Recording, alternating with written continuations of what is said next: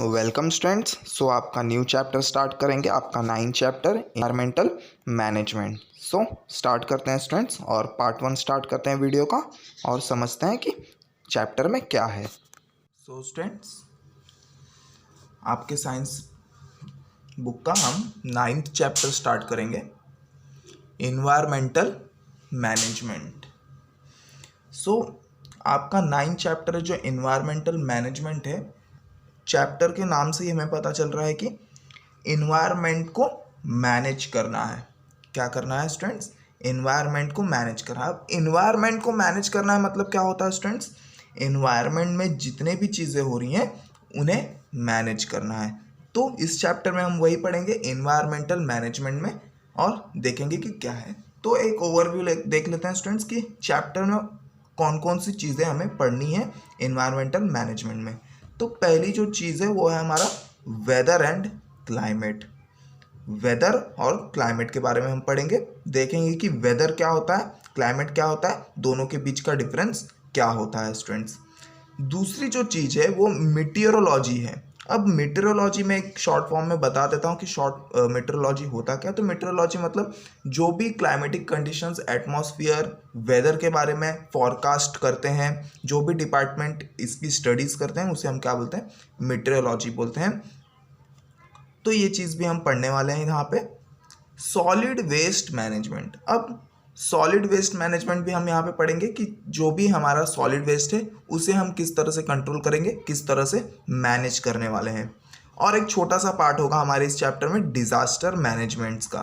Disaster management यानी कोई भी डिज़ास्टर अगर हमारे अर्थ पे होता है, कहीं भी होता है, तो उसे हम किस तरह से मैनेज करेंगे, डिज़ास्टर होने के बाद किस तरह से हम उसे वहाँ का एरिया मैनेज करेंगे, वो हम इस चैप्टर में पढ़ने वाले हैं। सो स्टार्ट करते हैं स्टूडेंट्स। तो हमारा जो पहला चीज़ है वो है वेदर एंड क्लाइमेट। सो देखते हैं कि वेदर और क्लाइमेट में क्या डिफरेंस है, वेदर क्या होता है, क्लाइमेट क्या होता है।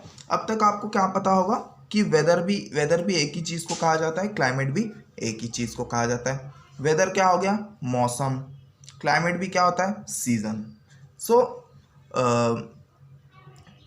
अब वेदर मतलब मैंने आपको क्या बताया? सीजन या तो मौसम। और कोई भी सीजन या कोई भी मौसम अगर वो लॉन्ग पीरियड ऑफ टाइम तक रहता है, कोई भी सीजन या कोई भी मौसम लॉन्ग पीरियड ऑफ टाइम तक रहेगा, उसे हम क्या बोलते हैं? क्लाइमेट बोलते हैं। सो सिंपली आपको समझना है वेदर क्या होता है। वेदर यानी होता है आपका सीजन या मौसम, जिसे हम क्या बोलते हैं हिंदी में? मौसम बोलते हैं या सीजन बोलते हैं। सो वेदर जो होता है वो सीजन होता है या मौसम जिसे हम बोलते हैं, जो क्या होता है? Very short period of time तक रहता है। क्या होता है? Very short period of time तक रहने वाला है। तो शॉर्ट पीरियड ऑफ टाइम मतलब 1 दिन, 2 दिन, 1 घंटा, आधा घंटा, कुछ टाइम तक जो वेदर रहेगा वो होगा। तो आप कभी कभी बोलते हैं ना, आज शाम को काफ़ी ठंडी थी, तो क्या होता है? वो वेदर है। आज शाम को ठंडी थी पर दोपहर को क्या थी? गर्मी थी। तो ये क्या है? वेदर है, क्योंकि ये क्या, काफ़ी शॉर्ट पीरियड ऑफ टाइम तक है ना। अब क्लाइमेट मतलब क्या होता है? क्लाइमेट मतलब आपको अच्छे से समझना है क्या होता है क्लाइमेट। सो सिंपली क्या होता है क्लाइमेट मतलब? क्लाइमेट मतलब होता है ऐसा वेदर, ऐसा मौसम जो काफ़ी लॉन्ग पीरियड ऑफ टाइम तक रहेगा। फिर से क्या समझना है स्टूडेंट्स? क्लाइमेट मतलब क्या है? ऐसा वेदर, ऐसा सीजन जो लॉन्ग पीरियड ऑफ टाइम तक रहने वाला है। तो क्लाइमेट मतलब क्या है? सिंपली समझ गया आपको, लॉन्ग पीरियड ऑफ टाइम तक कोई भी अगर वेदर होता है उसे हम क्या बोलेंगे? क्लाइमेट बोलेंगे। एज ए एग्जांपल मैं ले लेता हूँ, जो हमारा ठंडी विंटर सीजन जो होता है वो नवंबर टू फेब लास्ट तक जाता है, फरवरी लास्ट तक जाता है स्टूडेंट्स। तो वो क्या है? वो एक क्लाइमेट है स्टूडेंट्स, क्योंकि उस टाइम में नवंबर टू जो भी आपका फरवरी का टाइम है, उस टाइम में जो आपका वेदर रहता है वो सेम रहता है। आपको ठंडी लगेगी, ठंडी का सीज़न रहेगा स्टूडेंट्स, और इतनी गर्मी नहीं लगेगी जैसे कि हमें समर सीजन में लगती है। तो ये क्या है? ये क्लाइमेट है। तो आपको फिर से मैं एक बार बताता हूँ, वेदर क्या होता है, क्लाइमेट क्या होता है। सिंपली आपको समझना है, वेदर मतलब होता है मौसम जो शॉर्ट पीरियड ऑफ टाइम तक रहेगा स्टूडेंट्स। क्या? वेदर मतलब क्या होगा, शॉर्ट पीरियड ऑफ टाइम तक कोई भी मौसम रहेगा। जैसे कि हम बोलते हैं सुबह ठंड थी पर दोपहर को गर्मी, तो क्या हुआ स्टूडेंट्स, वहाँ पे वेदर चेंज हुआ है।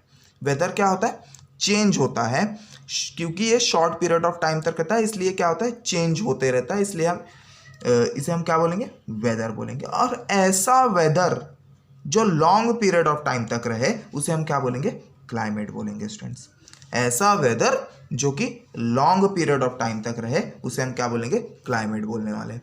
तो ऐसा वेदर होता है समर सीजन जैसे हो गया, विंटर सीजन, रेनी सीजन, ये ऐसे वेदर हैं जो लॉन्ग पीरियड ऑफ टाइम तक रहेंगे। 4-4 महीने में 4-4 महीने तक ये वेदर कंटिन्यू होते हैं, इसलिए हम उसे क्या बोलते हैं, क्लाइमेट बोलते हैं। क्या बोलते हैं स्टूडेंट्स, क्लाइमेट बोलेंगे। तो आपको आई होप आपको इसके बीच का जो डिफरेंस है वो अच्छे से समझ गया होगा। वेदर और क्लाइमेट होता क्या है, कौन सी चीज़ होती है। सो अब देखो स्टूडेंट्स, क्लाइमेट जो होता है इसमें बहुत सारे फैक्टर्स होते हैं। क्लाइमेट डिसाइड करने के बहुत सारे फैक्टर्स होते हैं। तो जैसे कि उसमें से कुछ फैक्टर्स मैं आपको बता देता हूँ। तो एटमॉस्फेरिक प्रेशर, एटमॉस्फेरिक प्रेशर, सो एटमॉस्फेरिक प्रेशर जो है एक क्लाइमेट का ही फैक्टर है, हमारे क्लाइमेट में ये इंक्लूड होता है। दूसरा जो है वो है टेम्परेचर आपका। देखो स्टूडेंट्स, क्लाइमेट मतलब सिर्फ सीजन नहीं होता है, ये सब चीज़ों पे क्लाइमेट डिपेंड होता है स्टूडेंट्स। तीसरा जो फैक्टर है वो है सनलाइट। चौथा जो फैक्टर है वो है विजिबिलिटी। पांचवा जो कैरेक्टर है वो है क्लाउड्स। इसका मैं आपको एग्जांपल भी दूंगा स्टूडेंट्स, कैसे ये फैक्टर्स वर्क करते हैं हमारे क्लाइमेट के लिए। और रेनफॉल भी एक टाइप का हमारा फैक्टर है, और ह्यूमिडिटी भी हमारी एक टाइप का क्या है, क्लाइमेट का ही फैक्टर है। जो ये सब चीज़ें मेन फैक्टर्स है जो क्लाइमेट को डिसाइड करती हैं स्टूडेंट्स। अब मैं एटमॉस्फेरिक प्रेशर्स की बात कर लूँ तो एटमॉस्फेरिक प्रेशर क्या होता है स्टूडेंट्स, एटमॉस्फेयर से जो एयर है, हमारा जो हवा है, वो हमारे ऊपर कितना प्रेशर डाला है उसे हम क्या बोलते हैं, एटमॉस्फेरिक प्रेशर बोलते हैं स्टूडेंट्स। जो कि अभी के टाइम में 1 पास्कल का हमारे ऊपर प्रेशर आता है एयर से, तो वो क्या है, एटमॉस्फेरिक प्रेशर है। पॉइंट में ये ऊपर नीचे होते रहता है स्टूडेंट्स क्लाइमेट वाइज। टेम्परेचर, देखो टेम्परेचर की बात करता हूँ तो ये एक मेन फैक्टर है क्लाइमेट का स्टूडेंट। टेम्परेचर किस तरह से, जब टेम्परेचर राइज होता है तो क्या होता है, वो गर्मी का सीजन आता है। जब टेम्परेचर डाउन होता है तो क्या होता है, विंटर सीजन आता है। तो क्लाइमेट देखो कैसे टेम्परेचर पे भी डिपेंड हो रहा है स्टूडेंट्स। सनलाइट की बात कर लेते तो जो रेनी सीजन में होता है सनलाइट इतना नहीं होता है, विंटर सीजन में सनलाइट का इंटेंसिटी कम हो जाता है स्टूडेंट्स। सो ये भी एक क्लाइमेट भी सनलाइट पे डिपेंड होता है स्टूडेंट्स। विजिबिलिटी की बात कर लेते तो विजिबिलिटी मतलब मैं आपको बता देता हूँ कि कहाँ तक आप देख पा रहे हैं कौन से क्लाइमेट में। अब जैसे मैं समर सीजन की बात करता हूँ, समर सीजन में आप काफ़ी दूर तक देख पाएंगे, पर विंटर सीजन में क्या होता है, आप दूर तक नहीं देख पाते हैं। रेनी सीजन में क्या होता है, आप दूर तक नहीं देख पाते। ये विजिबिलिटी की जो बात होती है स्टूडेंट्स, ये ज़्यादा एरोप्लेन्स वगैरह में होती है, क्योंकि ऊपर जो होता है विजिबिलिटी का काफ़ी फ़र्क पड़ता है स्टूडेंट्स। ग्राउंड पे तो हमें विजिबिलिटी का इतना कुछ फ़र्क नहीं पड़ता, हमें इतना कुछ काम नहीं आता, बट जो ऊपर हम जैसे जैसे जाएंगे तो एरोप्लेन्स जो होते हैं उन्हें विजिबिलिटी का बहुत ही ज़्यादा फ़र्क पड़ता है स्टूडेंट्स। क्लाउड्स की अगर हम बात करते हैं तो रेनी सीजन में हमें बहुत से क्लाउड्स देखने मिलेंगे। रेनफॉल, ये भी एक टाइप का फैक्टर है जिस पे क्लाइमेट डिपेंड होता है, रेनफॉल। ह्यूमिडिटी, अब ह्यूमिडिटी का मतलब आपको समझना है कि प्रेजेंस ऑफ वाटर वेपर, क्या क्या है students, presence of water vapour in a air, so humidity मतलब क्या होता है, presence of amount of water vapour in air. Simply आपको समझना है कि अब देखो स्टूडेंट्स, ह्यूमिडिटी ज़्यादा कब होगी, जब एयर में वाटर वेपर्स ज़्यादा होंगे। और आपको समझना है कि एयर में वाटर वेपर्स ज़्यादा कब होंगे, जब समर सीजन होगा। कैसे स्टूडेंट्स, जब समर सीजन होगा तो टेम्परेचर हाई होगा, टेम्परेचर हाई होगा तो वाटर क्या होगा, इवेपोरेट होगा। तो इवेपोरेट होगा तो क्या होगा, एयर में वाटर वेपर ज्यादा होंगे, मतलब ह्यूमिडिटी कब ज्यादा होगी, समर सीजन में ज्यादा होगी, जिसे हम क्या बोलते हैं, उमस हम बोलते हैं, हिंदी में क्या बोलते हैं, उमस। ह्यूमिडिटी को क्या बोलते हैं, उमस स्टूडेंट्स। तो ह्यूमिडिटी कम कब होगी, ठंडी के सीजन में और रेनी सीजन में, क्योंकि टेम्परेचर कम होगा तो वाटर एवेपोरेट नहीं होगा और एयर में ह्यूमिडिटी कम हो जाएगी और हमें ठंडी भी लगने लगेगी स्टूडेंट्स। सो इस तरह से क्या होता है स्टूडेंट्स, इस तरह से ये कुछ फैक्टर्स हैं जो क्लाइमेट को डिसाइड करते हैं, किसी भी रीजन के क्लाइमेट को डिसाइड करते हैं, किसी भी एरिया के क्लाइमेट को ये क्या करेंगे, उधर का ये जो फैक्टर है ये सब मिलके डिसाइड करते हैं, temperature, sunlight, visibility, cloud, rainfall, humidity, atmospheric pressure students. So आगे चलते हैं स्टूडेंट्स। अब देखो स्टूडेंट्स, क्लाइमेट का बड़ा बड़ा रोल है हम सबके लाइफ में, लिविंग थिंग्स के लिए, किसी भी अर्थ पे जितनी भी चीज़ें हैं, क्लाइमेट उन सब के लिए एक बड़ा रोल प्ले करता है स्टूडेंट्स। प्लांट्स के लिए, एनिमल्स के लिए, प्लांट्स की जितनी भी डाइवर्सिटी है उनके लिए भी क्लाइमेट का एक बड़ा रोल होता है। प्लांट्स के ग्रोथ के लिए, एनिमल्स के ग्रोथ के लिए भी क्लाइमेट का एक बड़ा रोल है स्टूडेंट्स। और भी काफ़ी बहुत सारी चीज़ें हैं, जैसे कि हमारी क्लोथिंग, हमारे शेल्टर्स, हमारा फूड भी क्लाइमेट पे ही डिपेंड होता है स्टूडेंट्स। अब क्लाइमेट के हिसाब से हम अपने क्लोथ्स चेंज करते हैं, हमारे शेल्टर्स भी उस हिसाब से बनते हैं और हमारे फूड भी उस हिसाब से ही बनता है स्टूडेंट्स। एग्रीकल्चर क्योंकि क्या होता है, क्लाइमेट पे बेस होता है, तो क्लाइमेट सबसे ज़्यादा इंपॉर्टेंट किस लिए है, एग्रीगेरियन कंट्रीज़ के लिए है, एग्रीकल्चरल जिसे हम बोलते हैं, एग्रीकल्चरल कंट्रीज़ के लिए, जो कि क्लाइमेट बहुत ही बड़ा रोल प्ले करता है स्टूडेंट्स। और जैसे कि इंडिया एक एग्रीकल्चरल कंट्री, तो इंडिया के लिए क्लाइमेट का सही होना बहुत ही इम्पॉर्टेंट है स्टूडेंट्स। सो बात कर रहा था मैं क्लोथिंग की, तो क्लोथ्स, अब जैसे हम शिमला चले जाते तो वहाँ के लोग जो होंगे वहाँ के क्लाइमेट के हिसाब से, उस एरिया के क्लाइमेट के हिसाब से अलग क्लोथ्स पहनते हैं, उनके शेल्टर्स अलग होंगे स्टूडेंट्स, उनके फूड भी उस हिसाब से अलग होंगे स्टूडेंट्स। तो इस तरह से कुछ क्लाइमेट का कुछ इफेक्ट पड़ता है हमारे ऊपर और काफ़ी ज़्यादा इन्फ्लुएंस करता है हमारे लाइफ में, और सभी लिविंग थिंग्स के लिए ये क्लाइमेट बहुत ही ज़्यादा इम्पॉर्टेंट होता है स्टूडेंट्स। सो ये जो आपका चैप्टर है इन्वायरमेंटल मैनेजमेंट, एक ईवीएस चैप्टर है स्टूडेंट्स, इन्वायरमेंटल स्टडी चैप्टर है स्टूडेंट्स, इसे सिर्फ आपको रीड करना है और बस इसमें कुछ इंपॉर्टेंट इन्फॉर्मेशन है, वो चीज़ें आपको याद रखनी है स्टूडेंट्स। तो इसमें कुछ इतना आपको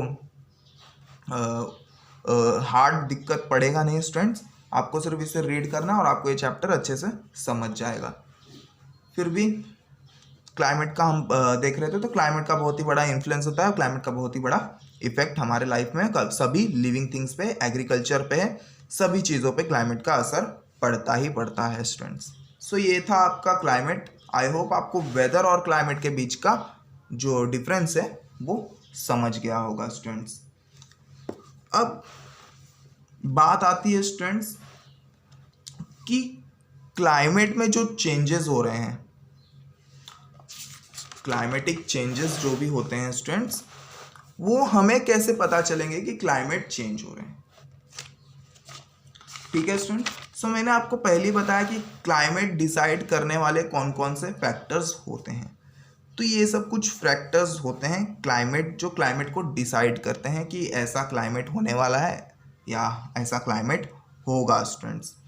देखो स्टूडेंट्स, क्लाइमेट को डिसाइड करने के लिए पिछले स्टडीज़ को देखा जाता है स्टूडेंट्स। क्या किया जाता है, पिछले स्टडीज़ को देखा जाएगा कि पिछले दिनों में ये क्लाइमेट कैसा था, तो इस हिसाब से फ्यूचर क्लाइमेट को क्या होता है, हम फ्यूचर क्लाइमेट को प्रेडिक्ट करते हैं।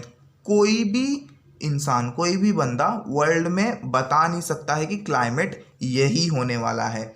अगर आपका जो भी वेदर फॉरकास्टिंग न्यूज़ होता है स्टूडेंट्स, वो 99.5% ही सही होता है। वो सिर्फ प्रेडिक्ट करते हैं, वो आपको नहीं बताएंगे कि यही क्लाइमेट होगा ही होगा, वो सिर्फ क्या करेंगे, प्रेडिक्शन करते हैं स्टूडेंट्स। सो अब इसे प्रेडिक्ट करने के लिए, क्लाइमेट को फॉरकास्ट करने के लिए, क्लाइमेट के बारे में स्टडी करने के लिए बहुत सारे कंट्रीज ने क्या किया है, अपना एक खुद का ऑब्जर्वेटरीज बनाया है। क्या बनाया है स्टूडेंट्स? ऑब्जर्वेटरीज बनाया। ऑब्जर्वेटरीज मतलब क्या होता है स्टूडेंट्स? जो कि इन क्लाइमेट्स की स्टडी करेगा, क्लाइमेट्स के फैक्टर को ऑब्जर्व करेगा और क्लाइमेट को प्रेडिक्ट करेगा कि कौन सा क्लाइमेट आने वाला है या कौन सा क्लाइमेट कैसा होगा स्टूडेंट्स। सो ये सब ऑब्जर्वेटरीज को हम क्या बोलते हैं? Meteorological department. Meteorological department. So ऐसे अलग अलग कंट्रीज के अलग अलग डिपार्टमेंट हैं स्टूडेंट्स।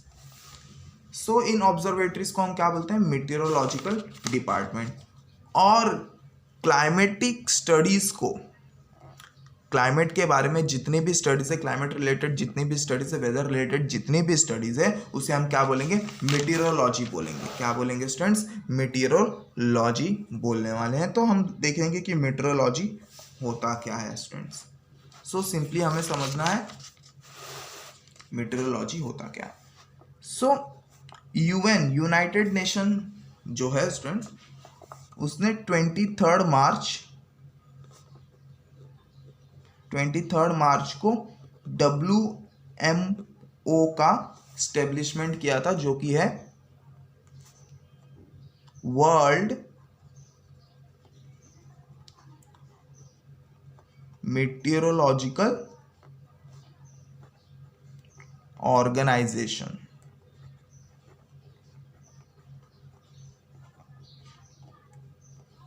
जनरल नॉलेज के लिए आपको याद रखना है स्टूडेंट्स, क्या होता है WMO, और 23 मार्च को इसका एस्टेब्लिशमेंट हुआ था। वर्ल्ड मीटियोरोलॉजिकल ऑर्गेनाइजेशन, जो क्या करेगा? वेदर फोरकास्ट करेगा, आपका क्लाइमेट फोरकास्ट करेगा और क्लाइमेट को प्रेडिक्ट करने वाला है स्टूडेंट्स।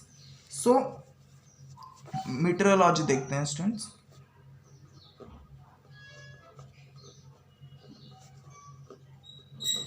तो सिंपली आपको मीटियोरोलॉजी मतलब क्या करना है? स्टडी और क्लाइमेट रिलेटेड स्टडी और वेदर रिलेटेड स्टडी क्या बोलेंगे हम? मीटियोरोलॉजी बोलेंगे। अब देखो स्टूडेंट्स, मीटियोरोलॉजी जो स्टडी ऑफ क्लाइमेट है वो सिंपल नहीं है स्टूडेंट्स, काफ़ी मुश्किल होता है, काफ़ी टेक्निक्स को इस्तेमाल करना पड़ता है, काफ़ी इंस्ट्रूमेंट्स को इस्तेमाल करना पड़ता है। तो मीटियोरोलॉजी में क्या करना पड़ता है? टेक्नोलॉजी एंड इंस्ट्रूमेंट्स का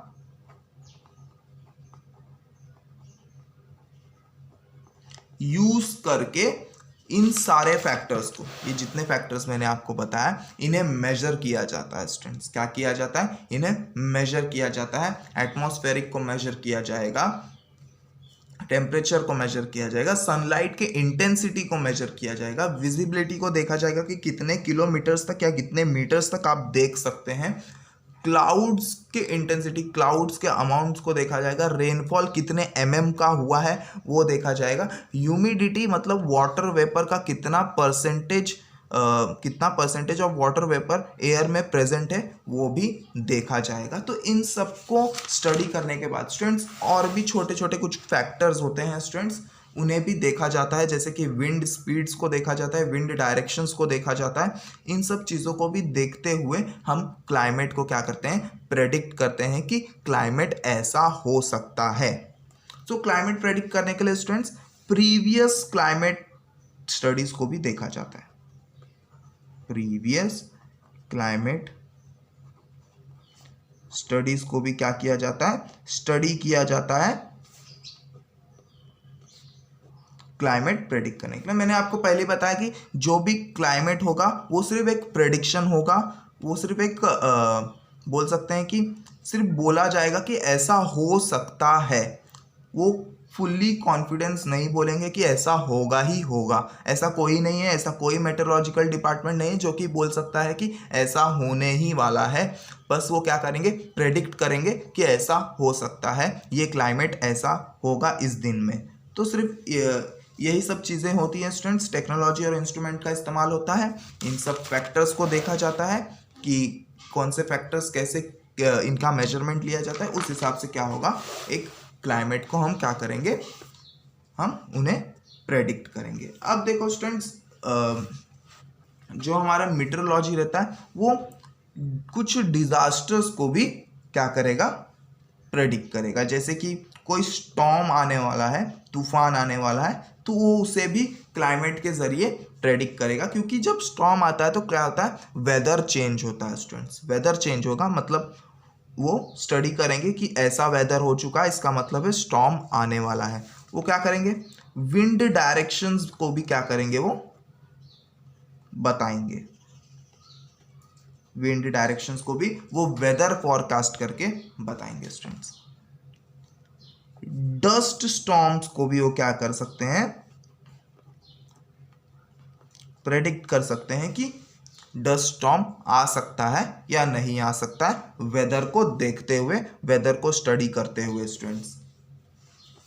सुनामी को भी वो क्या कर सकते हैं, प्रेडिक्ट कर सकते हैं कि सुनामी आएगी कि नहीं आएगी, आएगी तो किस डायरेक्शन में आएगी और कब तक रहेगी, ये भी वो क्या करेंगे, डिसाइड कर सकते हैं स्टूडेंट्स।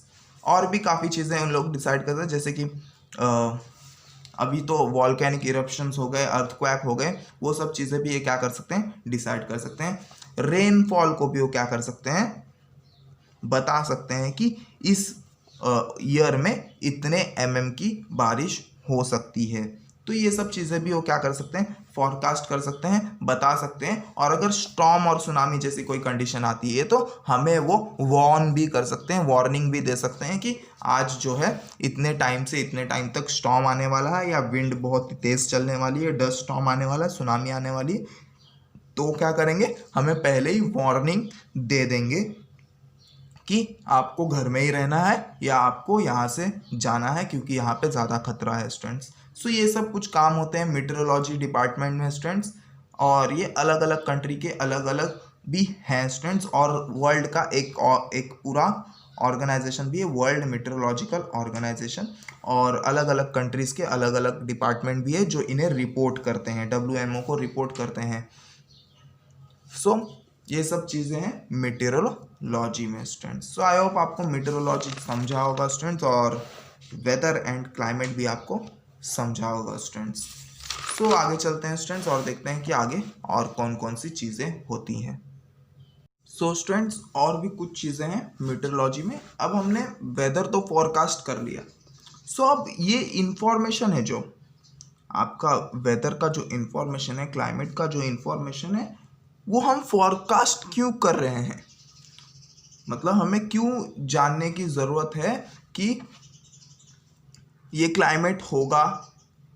एक बार मुझे ये सब चीज़ें समझ में आ रही कि storm, wind direction, dust storm, tsunami, ये सब चीज़ें इंपॉर्टेंट है बताना, पर दूसरे चीज़ें क्लाइमेट को क्यों प्रेडिक्ट करना इंपॉर्टेंट है, तो प्रेडिक्ट क्योंकि मैंने पहले ही बोला कि क्लाइमेट पे ही बहुत सारी चीज़ें हमारी डिपेंड होती है, लिविंग थिंग की बहुत सारी चीज़ें क्लाइमेट पे ही डिपेंड होती है स्टूडेंट्स।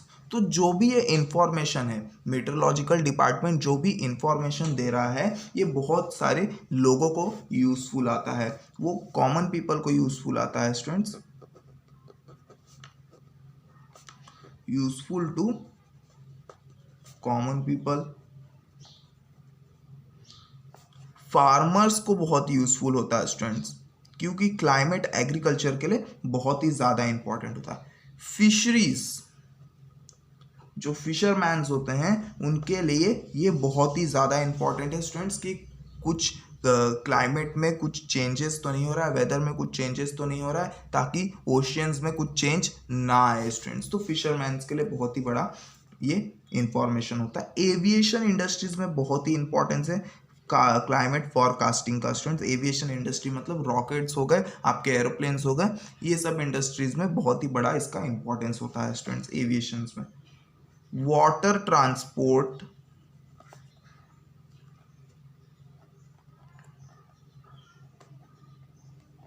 वाटर एंड ट्रांसपोर्टेशन के लिए भी ये काफ़ी इंपॉर्टेंट होता है कि वेदर कैसा होने वाला है स्टूडेंट्स। सो ये सब कुछ चीज़ें हैं। अब वाटर के लिए आप सोच रहे हैं कि कैसे इंपॉर्टेंट है, तो वाटर जो होता है स्टूडेंट्स, हम किसी भी डैम्स वगैरह से लिए जाते हैं वाटर्स को, या कोई रिवर वगैरह से हम वाटर को लेते हैं स्टूडेंट्स। सो क्लाइमेट का हमारे वाटर रिसोर्सेज पे काफ़ी ज़्यादा इफेक्ट होता है स्टूडेंट्स। हम डायरेक्टली वाटर को हमारे घर में नहीं ला सकते हैं स्टूडेंट्स, क्योंकि उसे साफ़ भी करना रहता है। तो वो क्लाइमेट का हमारे वाटर पे काफ़ी ज़्यादा, वाटर रिसोर्स पे काफ़ी ज़्यादा इफेक्ट होता है। अमाउंट ऑफ पॉल्यूशन भी क्लाइमेट पे ही डिपेंड होता है हमारे वाटर का स्टूडेंट्स। तो इसलिए वाटर के डिपार्टमेंट को भी ये इंफॉर्मेशन काफ़ी काम आता है, और ट्रांसपोर्टेशंस के लिए भी ये इंफॉर्मेशन काफ़ी काम है। कुछ और भी ऑर्गेनाइजेशंस हैं एंड अदर ऑर्गेनाइजेशंस को भी ये काफ़ी यूज़फुल होता है।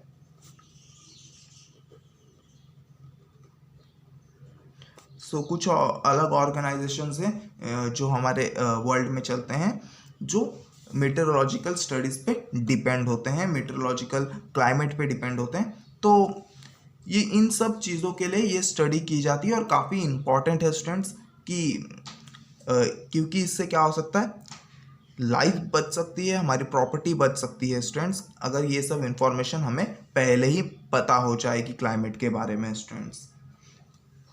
सो ये सब कुछ चीज़ें थी मीटरोलॉजी के बारे में। और जो वर्ल्ड मीटरोलॉजिकल ऑर्गेनाइजेशन था वो 23 मार्च 1950 को एस्टेब्लिश किया गया था स्टूडेंट्स, और 23 मार्च को हम वर्ल्ड मीटरोलॉजिकल डे भी सेलिब्रेट करते हैं स्टूडेंट्स।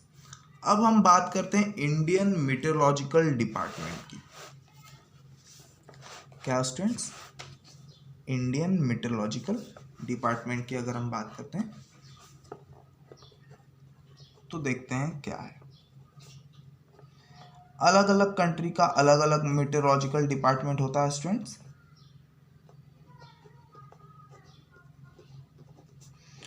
और ये सभी एक मेन डिपार्टमेंट को रिपोर्ट करते हैं, जो कि हमारा WMO है, वर्ल्ड मीटरोलॉजिकल डिपार्टमेंट। अगर इंडियन मीटरोलॉजिकल की बात करते हैं, IMD, तो ये एक ब्रिटिश ने इन्हें स्टार्ट किया था।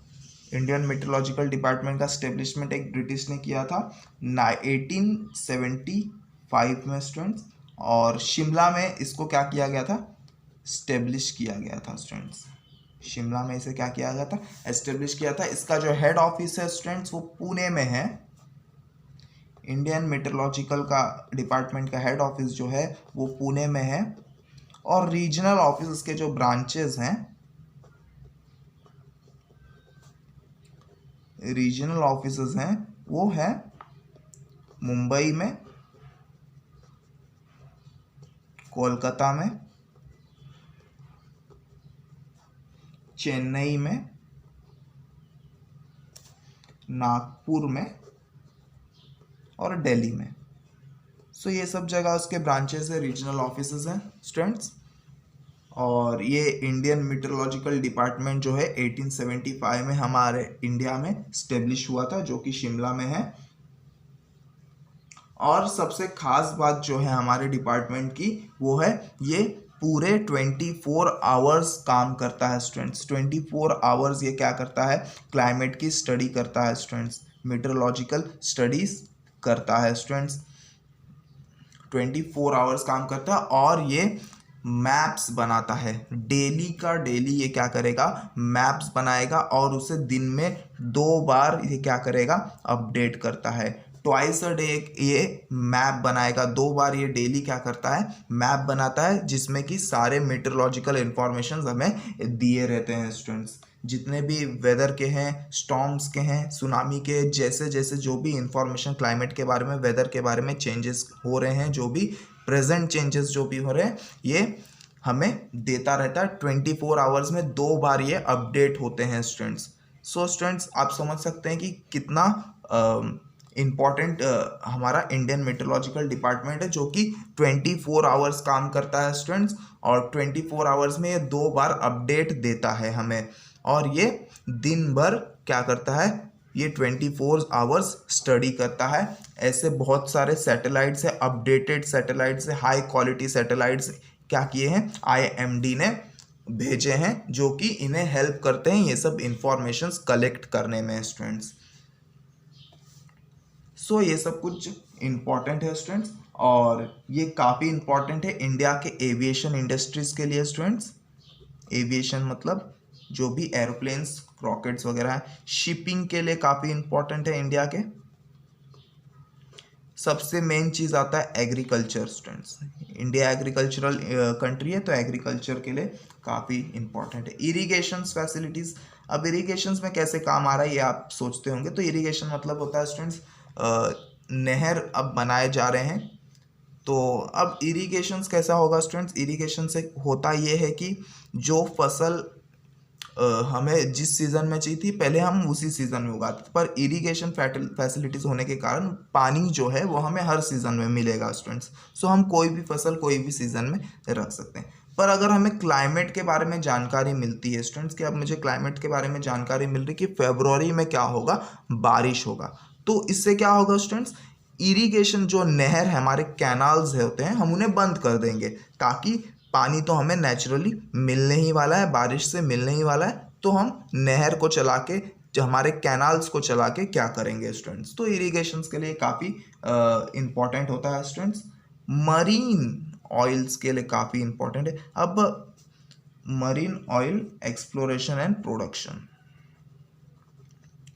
Marine oil exploration and production. So देखो स्टूडेंट्स, ये भी काफ़ी इंपॉर्टेंट है, क्योंकि जो मरीन ऑयल एक्सप्लोरेशन प्रोडक्शन मतलब क्या होता है स्टूडेंट्स, कि हम जो है ऑयल्स निकालते हैं हमारे मरीन से, हमारे ओशियन से। सो स्टूडेंट्स, क्लाइमेट का बहुत ही बड़ा इंपॉर्टेंट है। अगर क्लाइमेट थोड़ा भी चेंज होता है तो क्या होता है, ओशियंस में एक बड़ा इफेक्ट पड़ता है स्टूडेंट्स। ओशियंस के लहरों में बहुत बड़ा इफेक्ट पड़ता है। तो इससे क्या होता है, इससे दिक्कत बढ़ जाती है स्टूडेंट्स, प्रॉब्लम्स बढ़ जाती हैं। जो भी वहाँ पे काम कर रहे हैं वहाँ के मशीन्स पे दिक्कत हो जाती है। इसलिए मरीन ऑयल और एक्सप्लोरेशन प्रोडक्शंस वाले कंपनी जितने भी है, वो सबके लिए इम्पॉर्टेंट होता है कि ये रिपोर्ट दे हमें। इंडियन मेट्रोलॉजिकल डिपार्टमेंट का रिपोर्ट इनके लिए बहुत ही बड़ा वर्क करता है, बहुत ही बड़ा इनके लिए ये इंफॉर्मेशन होता है स्टूडेंट्स। सो ये सब कुछ चीज़ें हैं इंडियन मेट्रोलॉजिकल डिपार्टमेंट के बारे में स्टूडेंट्स। सो इस तरह से हमारा इंडियन मेट्रोलॉजिकल डिपार्टमेंट काम करता है, और साथ ही साथ इंडियन मेट्रोलॉजिकल डिपार्टमेंट इन्हें भी रिपोर्ट करता है, जो कि वर्ल्ड मेट्रोलॉजिकल डिपार्टमेंट है स्टूडेंट्स। सो और कुछ चीज़ें हैं। अब हम समझते हैं कि कौन कौन से ऐसे तरीके हैं जिसके वजह से हमारा क्लाइमेटिक कंडीशंस डिसाइड होता है, क्लाइमेटिक कंडीशंस को प्रेडिक्ट किया जाता है, क्लाइमेट को प्रेडिक्ट किया जाता है स्टूडेंट्स। सो हम देखते हैं, टॉपिक डाल देते हैं students, monsoon model and climate predictions.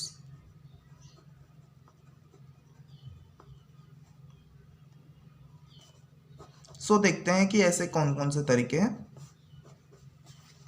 So India जो है स्टूडेंट्स, 100 साल से भी ज़्यादा हो चुका है इंडिया को क्लाइमेट को प्रेडिक्ट करते करते, क्लाइमेट के बारे में स्टडी करते करते। तो 100 साल से भी बहुत ही ज़्यादा हो गया है स्टूडेंट्स। सो एक सूखा पड़ा था इंडिया में स्टूडेंट्स। सो 1877 में स्टूडेंट्स, सूखा पड़ने के बाद, आफ्टर द फेमाइन मतलब सूखा पड़ गया था स्टूडेंट्स। 1877 में क्या हुआ था, एक सूखा पड़ गया था इंडिया में। तो बहुत सारी एग्रीकल्चर नहीं हुए थे पहले के टाइम में। तो आपको पता ही है स्टूडेंट्स कि रेनफॉल पे लोग ज़्यादा डिपेंड होते थे, तो एग्रीकल्चर पूरी तरह से रुक गया था स्टूडेंट्स। सो 1877 की बात है स्टूडेंट्स। सो एच.एफ. ब्लैंकफोर्ड, जो कि एक ब्रिटिश थे स्टूडेंट्स। एच.एफ. ब्लैंकफोर्ड जो थे, वो पहली बात तो आईएमडी के फाउंडर हैं स्टूडेंट्स, हमारे इंडियन मेट्रोलॉजिकल डिपार्टमेंट के फाउंडर थे। सो इन्होंने क्या किया था, इन्होंने पहली बार प्रेडिक्शंस किया था, वो भी किसे देखते हुए, तो इन्होंने पैरामीटर माना था हमारे स्नोफॉल, हिमालयस के स्नोफॉल को इन्होंने पैरामीटर मान के प्रेडिक्शंस करना स्टार्ट किया था कि अब क्लाइमेट का चेंज ऐसा होगा, नेक्स्ट मंथ में क्लाइमेट ऐसा होगा स्टूडेंट्स। तो स्नोफॉल्स को देखते हुए, स्नोफॉल्स के पैरामीटर को स्टडी करते हुए, हिमालयस के पैरामीटर को स्टडी करते हुए एच.एफ. ब्लैंडफोर्ड जो कि फाउंडर है हमारे आईएमडी के, उन्होंने क्या किया था, उन्होंने प्रेडिक्शन किया था हमारे क्लाइमेट के बारे में स्टूडेंट्स। और धीरे धीरे वक्त आगे गया स्टूडेंट्स, 1930s में आ जाते हैं। 1930s में डायरेक्टर ऑफ आईएमडी, हमारे डायरेक्टर जो थे आईएमडी के, जो हमारे डायरेक्टर थे आईएमडी के, sir Gilbert walker. Sir Gilbert walker जो थे, इन्होंने भी बहुत सारी हाइपोथेसिस दी। उन्होंने भी क्या किया, इन्होंने भी बहुत सारे पैरामीटर्स को लेके स्टडी करते हुए, प्रीवियस डिटेल्स को देखते हुए, इन्होंने भी क्या किया स्टूडेंट्स, क्लाइमेट को प्रेडिक्ट किया स्टूडेंट्स। क्या किया, क्लाइमेट का प्रेडिक्शंस स्टार्ट कर दिया, बहुत सारी चीज़ों का पैरामीटर्स लेके प्रीवियस स्टडीज़ को देखते हुए स्टूडेंट्स। फिर आते हैं डॉक्टर वसंत राव स्टूडेंट्स। रिसेंटली 1990s की बात करते हैं तो स्टूडेंट्स, तो हमारे इंडियन जो है डॉक्टर वसंत राव गोवरीकर। 1990s में डॉक्टर वसंत राव गोवरीकर ने क्या किया स्टूडेंट्स, एक फिक्स्ड पैरामीटर्स के साथ उन्होंने एक 16 टाइप्स के पैरामीटर्स को फिक्स्ड किया, जो कि वर्ल्ड वाइड में उनका माना गया था स्टूडेंट्स।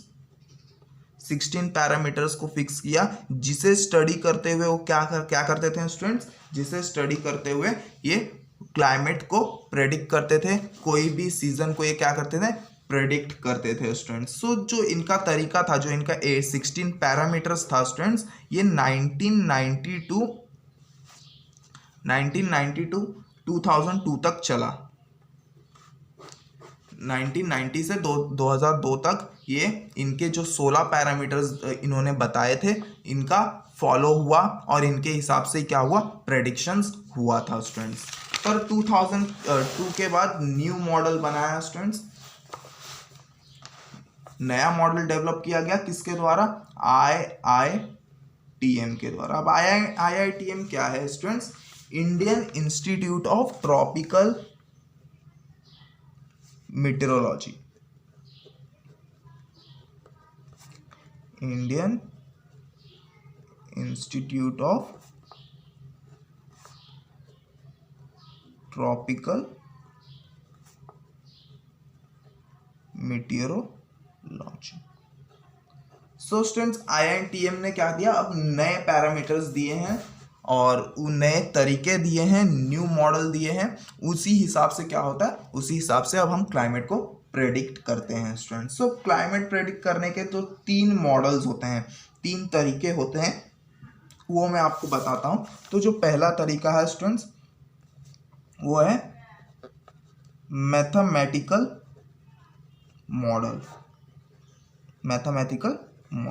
अब देखो स्टूडेंट्स, मैथमेटिकल मॉडल में होता क्या है, अब हम क्या करेंगे, जो हमारे पैरामीटर्स IITM ने डिसाइड किए हैं स्टूडेंट्स, अब उस पैरामीटर्स को कैलकुलेट किया जाता है, पिछले पैरामीटर से कंपेयर किया जाएगा मैथमेटिकली स्टूडेंट्स, कैलकुलेशंस किए जाएंगे मैथमेटिकली। उस हिसाब से हम परम सुपर कंप्यूटर को यूज करते हैं। परम सुपर कंप्यूटर जो है, सुपर कंप्यूटर ऑफ इंडिया है स्टूडेंट्स। परम सुपर कंप्यूटर्स में ये डिटेल्स फिल की जाती हैं, परम सुपर कंप्यूटर्स जो है उसमें ये डिटेल्स फिल की जाती है, पैरामीटर्स जो होते हैं उसकी स्टडी, उसे मेजर किया जाता है, उसे कैलकुलेट किया जाता है, उसे परम सुपर कंप्यूटर में फिल किया जाता है। उस हिसाब से क्या होता है, उस हिसाब से क्लाइमेट को प्रेडिक्ट करते हैं मैथमेटिकल मॉडल से स्टूडेंट्स। दूसरा जो मेथड है वो है हॉलिस्टिक मेथड।